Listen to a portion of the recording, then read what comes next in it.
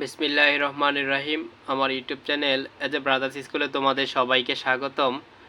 আমি তোমাদেরকে রিয়েল অ্যানালাইসিসের 12তম লেকচারে আমি তোমাদেরকে রেশিও টেস্ট পড়াইছিলাম। তো 13তম লেকচারে আমি তোমাদেরকে কিছু অঙ্ক দেখাচ্ছি গুরুত্বপূর্ণ। দেখো, তোমাদের এখানে 19 নাম্বার অঙ্কর যেটা দেওয়া আছে, সামেশন এন সমান 1 থেকে infinity factorial N whole square by factorial 2n। এই ম্যাথটা 2000 সাল এবং 2015 সালে আসছে, এজন্য এটা তোমাদের জন্য অনেক গুরুত্বপূর্ণ। দেখো, এখানে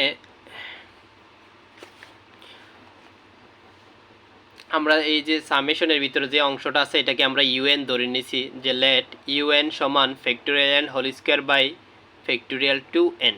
এখন n এর পরিবর্তে আমরা যদি n+1 বসাই, তাহলে সুতরাং un+1 সমান factorial n+1 whole square by factorial 2n+2, অর্থাৎ n এর জায়গায় n+1 বসে। দেখো, n এর জায়গায় n+1, নিচেও n এর জায়গায় n+1 বসাইলে আর 2 দিয়ে গুণ করলে 2n+2 হবে। সুতরাং un+1, অর্থাৎ রেশিও টেস্টের জন্য আমাদের এটা বের করতে হয়, এজন্য আমরা আগেই বের করে নিয়েছি। দেখো, তাইলে ইউএন এর মান হচ্ছে এটা, এই যে ইউএন এর মান এটা, বাঘ un+1 এর মান হওয়ার কথা ছিল, তো বাঘ না লেগে আমি সরাসরি গুণ করে ফেলছি। আর গুণ দিলে দ্বিতীয় ভগ্নাংশ উল্টাই যায়, জানো তোমরা, এটা যাবে উপরে আর উপরেরটা আসবে নিচে। ঠিক আমি এই কাজটাই করছি, একসাথে দুইটা কাজ করে নিয়েছি। এখন খেয়াল করো, ফ্যাক্টোরিয়াল এন এর কিন্তু লেখা ফ্যাক্টোরিয়াল এন হোল স্কোয়ারে ফ্যাক্টোরিয়াল এন হোল স্কোয়ার লিখছি, আর ফ্যাক্টোরিয়াল 2n এর লিখছি।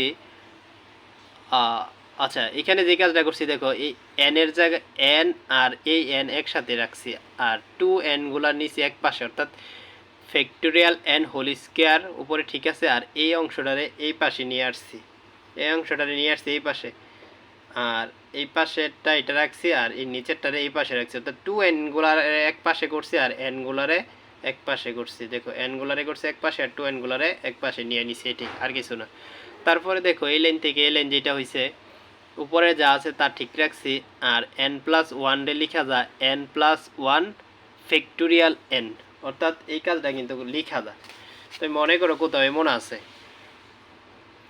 n+1 ফ্যাক্টোরিয়াল আছে, ফ্যাক্টোরিয়াল n+1 আছে, আমরা কিন্তু লিখতে পারবো n+1 তারপরে n ফ্যাক্টোরিয়াল n, এরকম কিন্তু লিখা যায়। তো যদি এখানে যদি স্কোয়ার থাকে তাহলে এটাও স্কোয়ার দিব, স্বাভাবিক, এটাতেও স্কোয়ার দেওয়া যায়। আমি এই কাজটাই করছি। দেখো, এখানে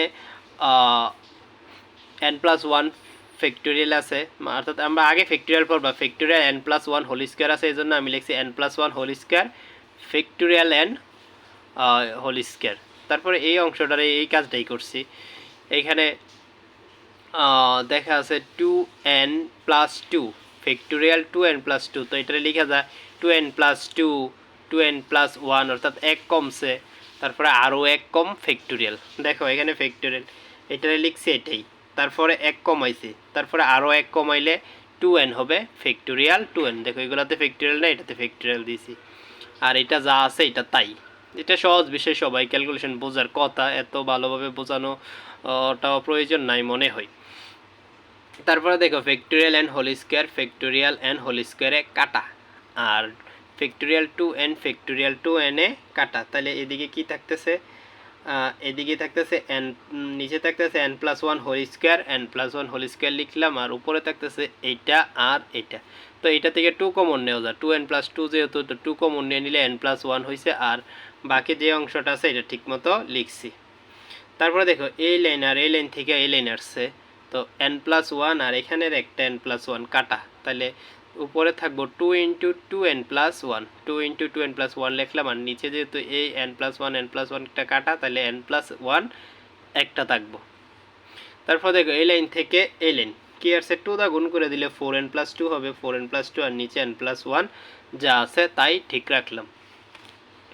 তারপরে দেখো, taking ratio test we get, ratio test করে আমরা কি পাই, limit n tends to infinity un/un+1, এটা হচ্ছে রেশিও টেস্টের সূত্র, limit n tends to infinity, আর un/n+1 এর মান তো আমরা এটা পাইছি, ওই 4n+2/n+1 এই মানটা বসাইলাম। তারপর উপর থেকে 4 কমন নিছি, দেখো থাকবে n+, 2/n, আর এই নিচের থেকে n কমন নিলে থাকবে n কমন নিলে 1 + 1/n। তো n এ কাটা, দেখো এরপরে লাইনে এসে n এ কাটা থাকবো কি 4 + 2/n 1 + 1/n থাকবো, এই অংশটা থাকবো।